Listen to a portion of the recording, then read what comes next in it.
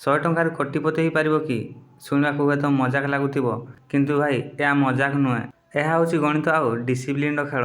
ଭାବନ୍ତୁ, ପ୍ରତି ମାସ ମାତ୍ର 100 ଟଙ୍କା। ଏହି ଛୋଟ ଅଭ୍ୟାସଟା ସମୟ ସହିତ ବଡ଼ ଟଙ୍କାରେ ବଦଳିପାରେ। କାରଣ ଇନଭେଷ୍ଟମେଣ୍ଟ କେବଳ ଟଙ୍କା ନୁହେଁ, ସମୟ ଆଉ କନସିଷ୍ଟେନ୍ସି ମଧ୍ୟ ବହୁତ ବଡ଼ ଗୁରୁତ୍ୱପୂର୍ଣ୍ଣ। ଆଜି ଆମେ ଷ୍ଟେପ୍ ବାଇ ଷ୍ଟେପ୍ ବୁଝିବା କିପରି ମାତ୍ର 100 ଟଙ୍କାର ମ୍ୟୁଚୁଆଲ ଫଣ୍ଡରେ ଇନଭେଷ୍ଟମେଣ୍ଟ ଆରମ୍ଭ କରିପାରିବେ। ପାର୍ଟ 1 ମାଇଣ୍ଡସେଟ୍କୁ ବଦଳାନ୍ତୁ। ପ୍ରଥମେ ଗୋଟିଏ କଥା ମନେ ରଖନ୍ତୁ, ମ୍ୟୁଚୁଆଲ ଫଣ୍ଡ କୌଣସି ଗେଟ୍ ରିଚ୍ କ୍ୱିକ୍ ସ୍କିମ୍ ନୁହେଁ। ଏହା ହେଉଛି ଧୀରେ ଧୀରେ ଟଙ୍କା ବଢ଼ାଇବାର ଏକ ଉପାୟ। ଏଥିପାଇଁ ପେସେନ୍ସ ଆଉ ଡିସିପ୍ଲିନ୍ ଦରକାର। ଲୋକେ ଭାବନ୍ତି 100 ଟଙ୍କାରେ କ'ଣ ହେବ, କିନ୍ତୁ ସେହି ଛୋଟ ଭାବନା ହିଁ ଅନେକ ସମୟରେ ଆମକୁ ଆଗକୁ ବଢ଼ିବାରେ ଅଟକାଇ ଦିଏ। ବଡ଼ ଟଙ୍କା ଅନେକ ସମୟରେ ଛୋଟ ଅଭ୍ୟାସରୁ ହିଁ ଆରମ୍ଭ ହୁଏ। Part 2 compounding power. ଏବେ ଆସନ୍ତୁ ଅସଲି ମ୍ୟାଜିକ୍ ବୁଝିବା। ଧରନ୍ତୁ ଆପଣ ପ୍ରତି ମାସରେ 100 ଟଙ୍କା କରି SIP କରୁଛନ୍ତି। ଯଦି ଦୀର୍ଘ ସମୟ ପାଇଁ ହାରାହାରି 15% ରିଟର୍ଣ୍ଣ ମିଳିଲା ବୋଲି ଉଦାହରଣ ଭାବେ ଧରିବା, ତେବେ 30 ବର୍ଷରେ ଏହାର ମୂଲ୍ୟ ପ୍ରାୟ 7 ଲକ୍ଷ ଟଙ୍କା ହୋଇପାରେ। ଆଉ ଯଦି 1000 ଟଙ୍କା ପ୍ରତି ମାସରେ ଇନଭେଷ୍ଟ କରନ୍ତି, ତେବେ ସେହି ହିସାବରେ ପ୍ରାୟ 70 ଲକ୍ଷ ଟଙ୍କା ହୋଇପାରେ।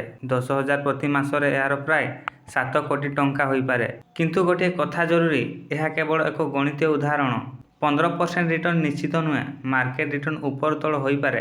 କମ୍ପାଉଣ୍ଡିଂର ସିମ୍ପଲ୍ ଲଜିକ୍ ହେଉଛି ଆପଣଙ୍କ ଟଙ୍କା ରିଟର୍ଣ୍ଣ ଆଣେ, ଆଉ ସେହି ରିଟର୍ଣ୍ଣ ପୁଣି ଆଗକୁ ଯାଇ ଟଙ୍କା ବଢ଼ାଇବାରେ ସାହାଯ୍ୟ କରେ। ପାର୍ଟ 3 କିପରି ଆରମ୍ଭ କରିବେ। ପ୍ରାକ୍ଟିକାଲ କଥା କହିବା, ଆପଣ ଗୋଟିଏ ଭରସାଯୋଗ୍ୟ ମ୍ୟୁଚୁଆଲ ଫଣ୍ଡ ପ୍ଲାଟଫର୍ମକୁ ବାଛିପାରିବେ। ସେଠାରେ KYC ପ୍ରକ୍ରିୟା ପୂରା କରିବାକୁ ପଡ଼ିବ। ତାପରେ ଆପଣଙ୍କର ମନପସନ୍ଦ ମ୍ୟୁଚୁଆଲ ଫଣ୍ଡ ବାଛି SIP ଆରମ୍ଭ କରିପାରିବେ। ତେବେ ମନେ ରଖନ୍ତୁ, ମ୍ୟୁଚୁଆଲ ଫଣ୍ଡରେ ମାର୍କେଟ ସ୍କିମ୍ ରହିଥାଏ, ତେଣୁ ନିଜର ଆର୍ଥିକ ଲକ୍ଷ୍ୟ ଆଉ ସ୍କିମ୍ ଅନୁସାରେ ଫଣ୍ଡ ବାଛିବା ଭଲ। ପାର୍ଟ 4 କେଉଁଠି ଇନଭେଷ୍ଟମେଣ୍ଟ କରିବେ। ଯଦି ଆପଣଙ୍କର ଗୋଲ୍ ଲଙ୍ଗ୍ ଟର୍ମରେ, ତେବେ ଇଣ୍ଡେକ୍ସ ଫଣ୍ଡ ଭଳି ଅପସନ୍ ବିଷୟରେ ଭାବିପାରନ୍ତି। ଯଦି ଆପଣ ଅଧିକ ରିସ୍କ ନେବାକୁ ପ୍ରସ୍ତୁତ, ତେବେ ମିଡ୍ କ୍ୟାପ୍ କିମ୍ବା ସ୍ମଲ୍ କ୍ୟାପ୍ ଫଣ୍ଡ ବିଷୟରେ ଜାଣିପାରନ୍ତି। ଏଠାରେ ରିଟର୍ଣ୍ଣର ସମ୍ଭାବନା ସହିତ ରିସ୍କ ମଧ୍ୟ ଅଧିକ ହୋଇପାରେ। ଯଦି ଆପଣ କମ୍ ରିସ୍କ ନେବାକୁ ଚାହୁଁଛନ୍ତି, ତେବେ ହାଇବ୍ରିଡ୍ ଫଣ୍ଡ ଭଳି ଅପସନ୍ ବିଷୟରେ ଜାଣିପାରନ୍ତି। ELSS ଫଣ୍ଡର ଟ୍ୟାକ୍ସ ସେଭିଂ ସୁବିଧା ଥାଇପାରେ, କିନ୍ତୁ ଏହାର ନିୟମରେ ଆଉ ରିସ୍କ ବୁଝିକି ହିଁ ଇନଭେଷ୍ଟ କରନ୍ତୁ। ପାର୍ଟ 5 ମାର୍କେଟରେ ସମୟ ଦିଅନ୍ତୁ। ଇତିହାସ ଦେଖିଲେ ବୁଝାଯାଏ ଯେ ଲମ୍ବା ସମୟରେ ଇକ୍ୱିଟି ମାର୍କେଟ ବହୁତ ବଡ଼ ଗ୍ରୋଥ୍ ଦେଇପାରେ। କିନ୍ତୁ ଏଠାରେ ଗୋଟିଏ କଥା ମନେ ରଖନ୍ତୁ, ପୂର୍ବର ରିଟର୍ଣ୍ଣ ଭବିଷ୍ୟତର ରିଟର୍ଣ୍ଣର ଗ୍ୟାରେଣ୍ଟି ନୁହେଁ। ମାର୍କେଟକୁ ପ୍ରତିଥର ଦୋହରାଇବା ଦରକାର ନାହିଁ। ଲମ୍ବା ସମୟ ଧରି ଡିସିପ୍ଲିନ୍ ସହିତ ରହିବା ଅଧିକ ଜରୁରୀ। ପାର୍ଟ 6 ଇନଫ୍ଲେସନକୁ ଭୁଲନ୍ତୁ ନାହିଁ।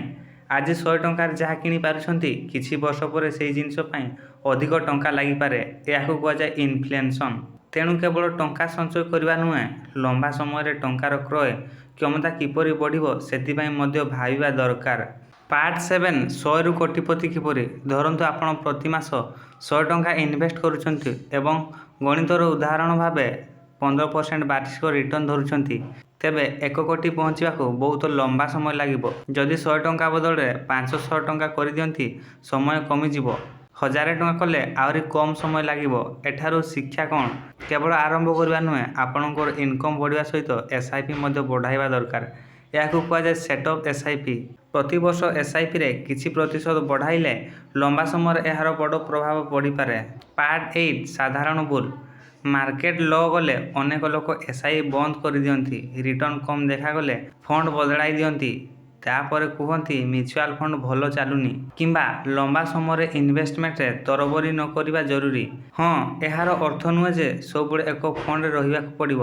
ଫଣ୍ଡର ପ୍ରଦର୍ଶନ, ରିସ୍କ ଆଉ ଆପଣଙ୍କର ଗୋଲ୍ ଅନୁସାରେ ସମୟ ସମୟରେ ରିଭ୍ୟୁ କରିବା ଭଲ।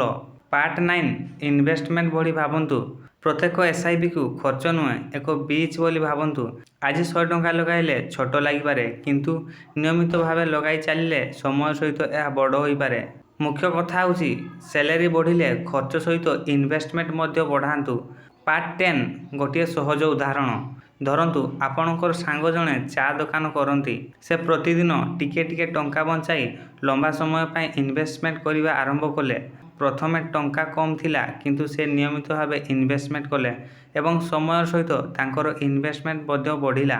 ଏଠାରୁ ଶିକ୍ଷା ହେଉଛି, ବଡ଼ ଟଙ୍କା ନେଇ ଆରମ୍ଭ କରିବା ହିଁ ସବୁକିଛି ନୁହେଁ। ଛୋଟ ରାଶିରୁ ଆରମ୍ଭ କରି ନିୟମିତ ରହିବା ମଧ୍ୟ ବହୁତ ଜରୁରୀ।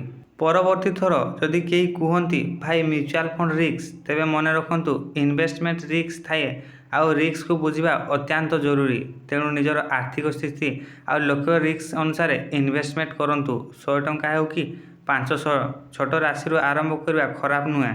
କିନ୍ତୁ ମନେ ରଖନ୍ତୁ, କେବଳ 100 ଟଙ୍କା ଆପଣଙ୍କୁ କୋଟିପତି କରିଦେବ ବୋଲି ଗ୍ୟାରେଣ୍ଟି ନାହିଁ। ରିଟର୍ଣ୍ଣ ନିଶ୍ଚିତ ନୁହେଁ। ଅସଲି ଶକ୍ତି ହେଉଛି ସମୟ ଆଉ ନିୟମିତ ଇନଭେଷ୍ଟମେଣ୍ଟ, କମ୍ପାଉଣ୍ଡିଂ ଡିସିପ୍ଲିନ୍। ତେଣୁ ଛୋଟରୁ ଆରମ୍ଭ କରନ୍ତୁ, ଶିଖନ୍ତୁ ଏବଂ ନିଜର ଆର୍ଥିକ ଲକ୍ଷ୍ୟ ଅନୁସାରେ ଆଗକୁ ବଢ଼ନ୍ତୁ। ଧନ୍ୟବାଦ।